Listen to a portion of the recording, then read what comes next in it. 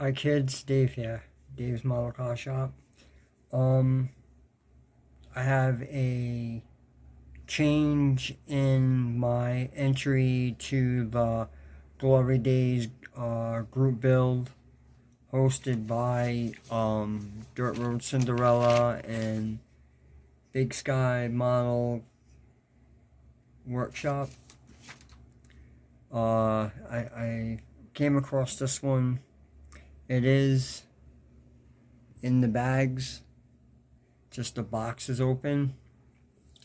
The wheels and tires. It's basically it is a box stock kit. There's no 3D printed stuff with it. So because there's somebody else building the Grumpy Vega, and the 3D printed motor I got is in fact an 80s motor. So it is a 80s 90s motor, so I can't use that. So this one came across. It's still in the bags. It fits the criteria. It's a Dick Landry, so it's period correct. So this is what I'm gonna enter into the group build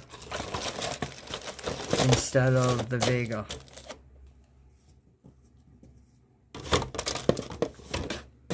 So there it is.